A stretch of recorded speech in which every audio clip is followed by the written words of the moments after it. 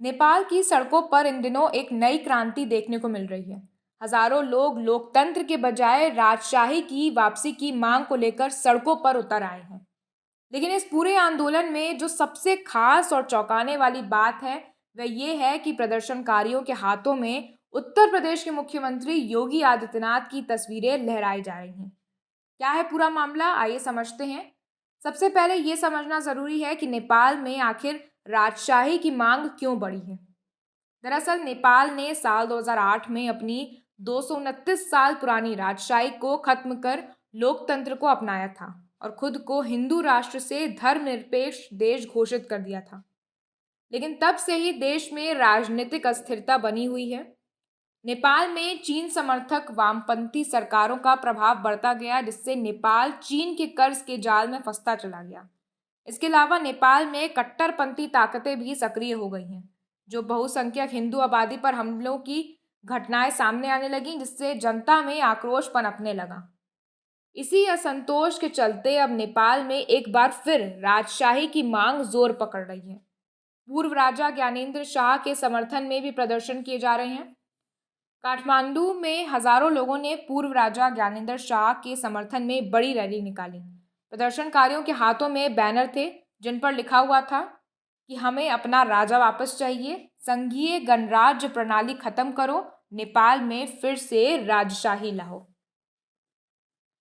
इस दौरान ज्ञानेंद्र शाह की तस्वीरें भी लहराई गईं, लेकिन हैरानी की बात यह रही कि उन्हीं के साथ उत्तर प्रदेश के मुख्यमंत्री योगी आदित्यनाथ की तस्वीरें भी दिखाई दी। अब योगी आदित्यनाथ क्यों बने इस आंदोलन का चेहरा?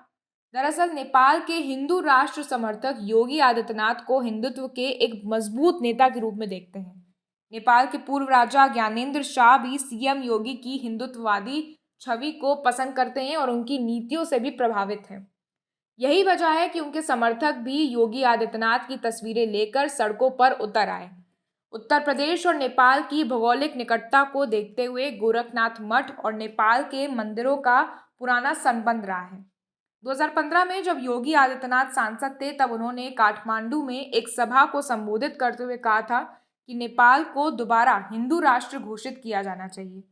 उन्होंने ये भी कहा था कि नेपाल में गौहत्या और धर्मांतरण जैसी गतिविधियों पर पूरी तरह से रोक लगनी चाहिए।